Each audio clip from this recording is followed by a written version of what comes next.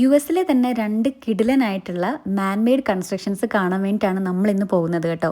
ഒന്ന് ഒരു ആർട്ട് വർക്കാണ്, ഒന്ന് ഒരു എഞ്ചിനീയറിംഗ് വർക്കാണ്. സോ എല്ലാവർക്കും ഇന്നത്തെ ഈ ഒരു ബ്യൂട്ടിഫുൾ വ്ളോഗിലേക്ക് വെൽക്കം. പനി പിടിച്ച് സംസാരിക്കാൻ വയ്യാത്തൊരവസ്ഥയിലായിരുന്നു അന്ന് ഞാൻ. അതുകൊണ്ടാണ് കേട്ടോ ഇങ്ങനെ ആക്ഷൻ മാത്രം കാണിച്ചുകൊണ്ടിരിക്കുന്നത്. ആൻഡ് പിന്നെ വോയിസ് ഓവർ ചെയ്യാമെന്ന് വിചാരിച്ചു.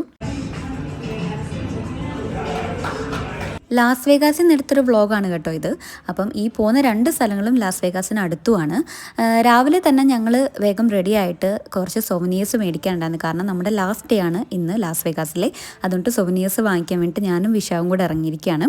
അപ്പോഴത്തേക്കും ചേച്ചിയും പിള്ളേരും ഒക്കെ റെഡി ആയിട്ട് ഇറങ്ങിയിട്ടുണ്ടായിരുന്നു. അപ്പോൾ നമ്മുടെ ജേണി ഇന്ന് നമ്മൾ ഇവിടുന്ന് അങ്ങോട്ട് സ്റ്റാർട്ട് ചെയ്യുകയാണ് കേട്ടോ.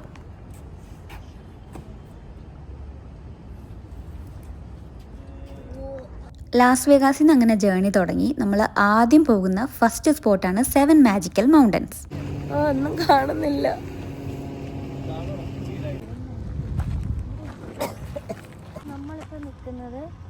നമ്മളിപ്പോൾ നിൽക്കുന്നത് 7 മാജിക്കൽ മൗണ്ടൻസിൻ്റെ ഫ്രണ്ടിലാണ്. ലാസ് വേഗാസിൽ ഒരു ഹാഫ് അവേഴ്സ് ഉണ്ട്. അപ്പോൾ അവിടെയാണ് ആ 7 മാജിക്കൽ മൗണ്ടൻസ്. അപ്പോൾ നമ്മൾ അങ്ങോട്ട് പോയിട്ട് ജസ്റ്റ് ഒരു ലാൻഡ്മാർക്കാണ്. അപ്പോൾ നമ്മൾ 3 പേര് കാറിൽ നിന്ന് ഇറങ്ങിയുള്ളൂ. ചേട്ടനും വാവയും അതിനെ കാറിനകത്തിരിക്കുകയാണ്. നമ്മൾ അങ്ങോട്ട് പോവുകയാണ്. എന്നിട്ട് ഇതിൻ്റെ കാര്യങ്ങളൊക്കെ ഞാൻ വോയിസ് ഓവർ ചെയ്ത് പറഞ്ഞുതരാം കേട്ടോ. അപ്പോൾ നമുക്ക് തൽക്കാലം അവിടെ പോയി ഫോട്ടോ എടുക്കാം അല്ലേ. സ്വിസ് ആർട്ടിസ്റ്റായിട്ടുള്ള യൂഗോ റോണ്ടിനോൺ, അങ്ങനെയാണോ പ്രൊനൗൺസിയേഷൻ എന്നറിയത്തില്ല. പുള്ളിക്കാരൻ്റെ 2016 ഒരു ആർട്ട് വർക്കായിരുന്നു കേട്ടോ ഇത്.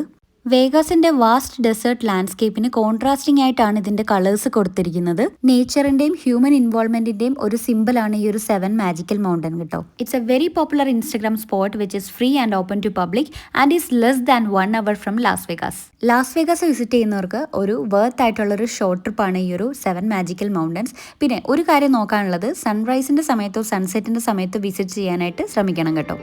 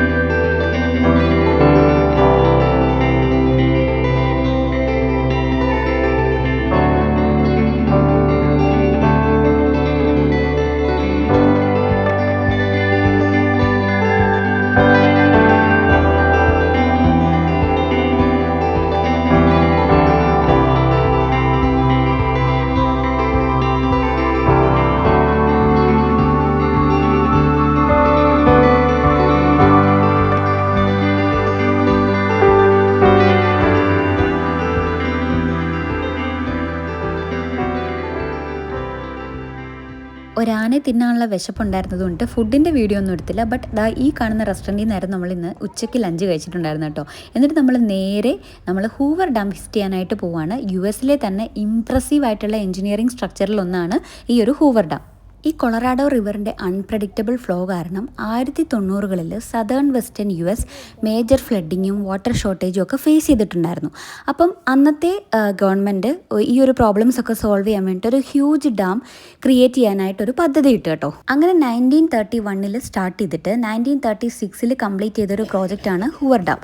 ഇതൊരു ഡേഞ്ചറസ് പ്രോജക്റ്റ് ആയിരുന്നു കേട്ടോ. അതിന് കാരണം 100ഓളം വർക്കേഴ്സ് ഇവിടെ മരണപ്പെട്ടിട്ടുണ്ട് due to extreme heat accidents and working conditions. ഈ ഡാം ബിൽറ്റ് ചെയ്തതിന് മുന്നേ നമ്മുടെ കൊളറാഡോ റിവർ നല്ല കുട്ടപ്പനായിട്ട് ഒഴുകിക്കൊണ്ടിരിക്കുമായിരുന്നു.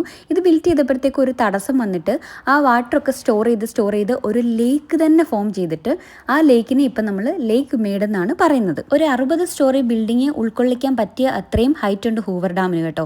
അതുപോലെ തന്നെ 9 ട്രില്യൺ ഗാലൻസ് ഓഫ് വാട്ടർ ഇതിനകത്തിൽ കൊള്ളിക്കാനായിട്ട് പറ്റും.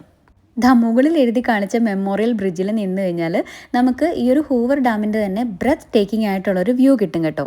ഏകദേശം 1.3 മില്യൺ ആൾക്കാർക്കാണ് ഈ ഒരു പ്രോജക്റ്റ് ത്രൂ ഇപ്പോൾ ഇലക്ട്രിസിറ്റി കിട്ടുന്നത്. അതുപോലെ തന്നെ 20th സെഞ്ച്വറിയിലെ ഗ്രേറ്റസ്റ്റ് എഞ്ചിനീയറിംഗ് അച്ചീവ്മെൻ്റ് ആണ് നമ്മുടെ ഈ ഒരു ഹൂവർ ഡാം.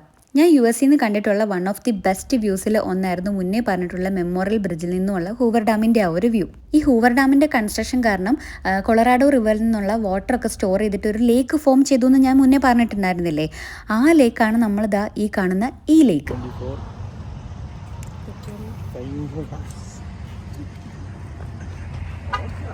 ഇപ്പം എവിടെയാ നിൽക്കുന്നതെന്ന് അറിയാവോ? റോഡിന്റെ നടുക്കല്ല, നമ്മൾ ഇപ്പൊ നിൽക്കുന്നത് ലേക്ക് മേഡ് നാഷണൽ റിക്രിയേഷൻ ഏരിയയിലാണ്. അവിടെ നമുക്ക് ലേക്ക് കാണാം. ആ ലേക്കാണ്.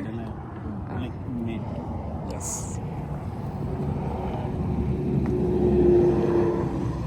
പഠിക്കുവാണോ രണ്ടുപേരും?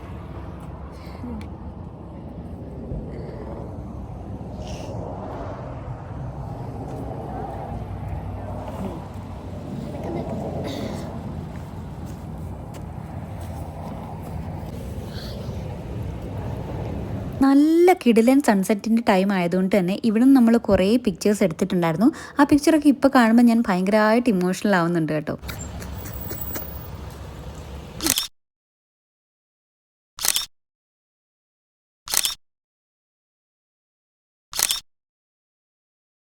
അപ്പോൾ നല്ല ടച്ചിങ് ആയിട്ടുള്ള പിക്ചേഴ്സൊക്കെ എടുത്തിട്ട് നമ്മളൊരു പഞ്ചാബി റെസ്റ്റോറൻറ്റ് വന്നിട്ട് ഇവിടെ നല്ല കിടിലൻ ചായ കിട്ടുമെന്ന് പറഞ്ഞു. അപ്പോൾ ഇവിടെ വന്നിട്ട് നമ്മൾ ഫുഡും കഴിച്ചിട്ട് നമ്മൾ വീട്ടിലേക്ക് തിരിച്ചു പോവാണ്. അപ്പോൾ ഈ ഒരു വ്ളോഗും ഈ ഒരു ട്രിപ്പും ഒക്കെ ഞാനിവിടെ എൻഡ് ചെയ്യാണ്. നമുക്കിനിയും അടുത്തൊരു വ്ളോഗിൽ കാണാം. Till then bye bye.